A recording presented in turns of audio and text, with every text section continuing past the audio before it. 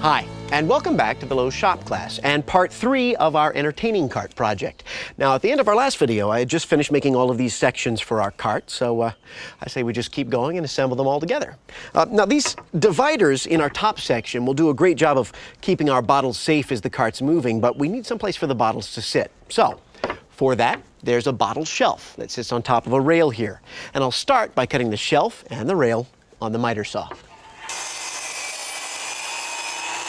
Then, our rail needs pocket holes in each end, so I'll use my pocket hole jig to make those. Now, this shelf has aluminum edging on it, so I'll start by cutting the aluminum to length, and then I'll use the same process as I did before. Drill holes, put it in position, use a self-centering bit to drill pilot holes, and attach it with screws.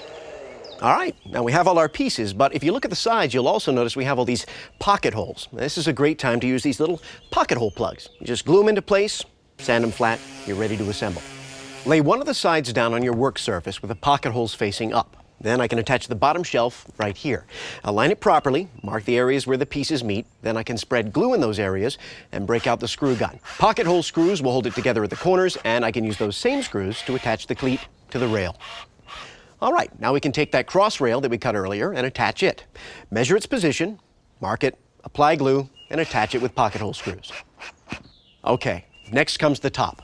Line it up carefully with the bottle dividers over the rail that we just attached. Mark its position, apply glue, and clamp it down securely. But in this case, no screws just yet. We'll do that later.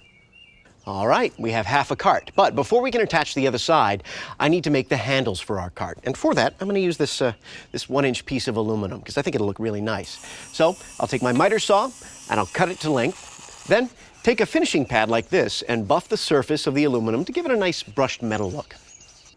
Now is a good time to remove the aluminum edging you put on earlier and give it the same treatment with the finishing pad. And mark each piece so you know where it goes when we come back, because we're going to leave that off until the wood is finished. But the handles, they have to go in now. I can slide the handles into place and then position the other side. And working my way from the bottom shelf up, I can attach everything using glue and pocket hole screws. Except for the top, of course, which for now is just glued and clamped. Now we're going to countersink some holes in the side and drive screws through those holes to attach the side to the top. I'll come back and fill those holes with sections of dowel that I glue in and then cut flat with a flush cut saw. And the final step is to attach that bottle shelf that we cut earlier. Apply glue to the top of the rail, center your shelf, and then clamp it down till it dries.